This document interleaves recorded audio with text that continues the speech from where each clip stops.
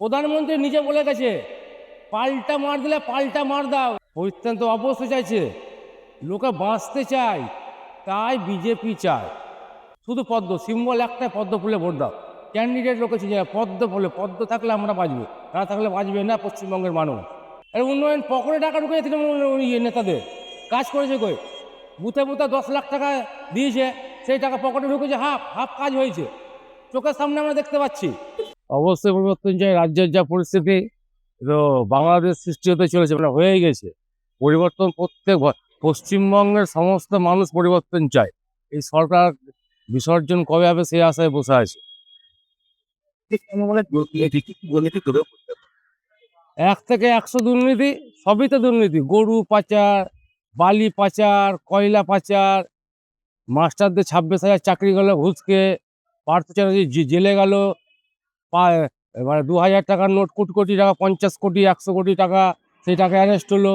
লাস্টে কি হলো? পার্থ চ্যাটার্জি জেল থেকে ছাড়া পেলো, টিকিট পেল না, তৃণমূল থেকে কি লাত খেয়ে বেরিয়ে গেল।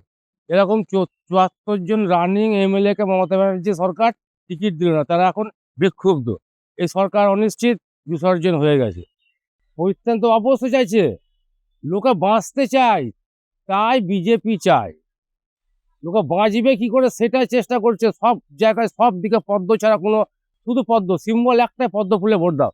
ক্যান্ডিডেট লোকে চিনে পদ্ম ফুলে, পদ্ম থাকলে আমরা বাঁচবো, না থাকলে বাঁচবে না পশ্চিমবঙ্গের মানুষ। মমতা ব্যানার্জি দুর্নীতি, তৃণমূলের এই গোষ্ঠী, তৃণমূলের এই শাসক দলে গুন্ডামু রাত আর চলবে না। এলাকায় কাজ কবে হয়েছে? যে আইপ্যাক টিম নেমেছে প্রত্যেক জেলায়, 50টা করে আইপ্যাক টিম নেমেছে। অভিষেক ব্যানার্জির আইপ্যাক টিম নেমে কি বলছে? এলাকা ঘুরে ঘুরে দেখছে, যে এলাকা কোনো কাজ নাই। অভিষেকের মন্তব্য ছিল, যে হুইপ ছিল, যে এলাকায় তৃণমূলের নেতারা আছে যদি কাজ না করে তাদেরকে ইমিডিয়েট বরখাস্ত করতে হবে। সেই তাড়াহুড়ো করে আজকে কি দেখছি? রাস্তা হচ্ছে, পিচ রাস্তা হচ্ছে, ঢালাই রাস্তা হচ্ছে, কিন্তু সেভাবে কোনো কিছু। গেলাম কালকে ভাগড়িতে, দেখছি কি কোনো রকমে করেছে, ড্রেনের অবহেলা, মানুষ গাড়ি নিয়ে বেরোতে পারছে না।